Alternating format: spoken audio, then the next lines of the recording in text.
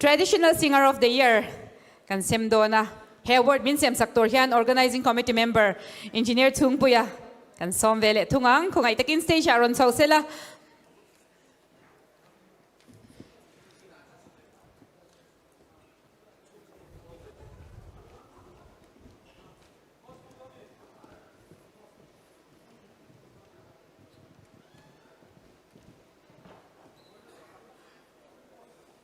Amasahin nominee te ilang clearang ko.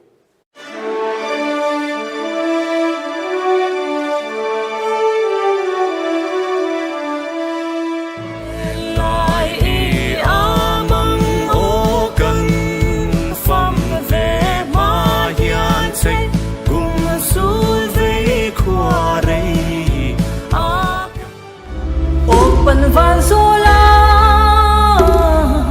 adang roni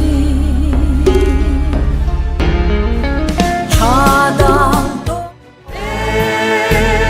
so far zalen zum ke chuan amun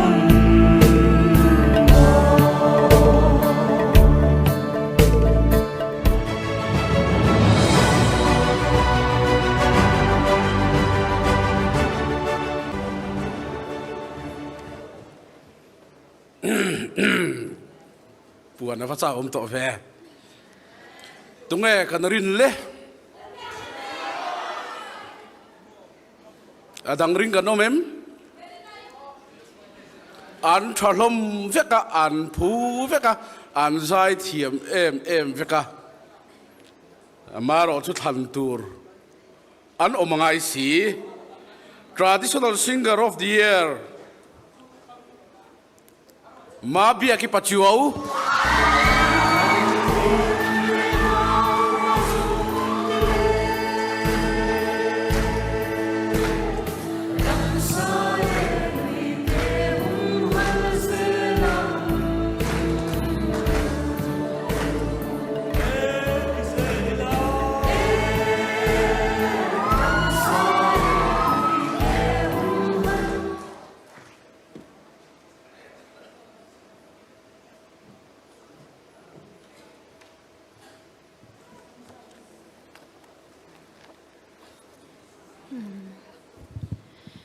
Kavalom zanina hian kaphulo choi moina min hlan tu pathian le lelte wat Organizing Committee zong tele zoram mi pui tenena masain lom thu ka soidua tin zanina hian he ka wat thi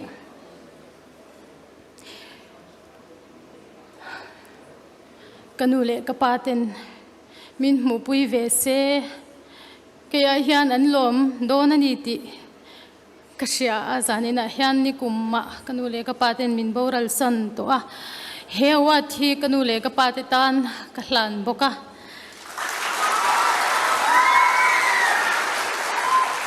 lelte wat thi tun hi katum thum donna ani ve ta a kanule kapa ka chung kwa ten min lom pui em thina amai ro chu kumin ero chu mituinen kamang dona amai ro chu alu katia e kanule kapa te hian min thil rengin karing ani ti chuan kazai min lo lut sak tu te zong le ka ule naw ka chung kwa te le kan khwa tlang pui min support tu tele tuna ka omna veng kan veng Republic veng thlang te min support na zonga kaloma lelte vulze rose tikha kalom thu soina ni kalome Mabia ki pachuau kan lom pui tak zit te. Engineer Chung Puya kan lobe.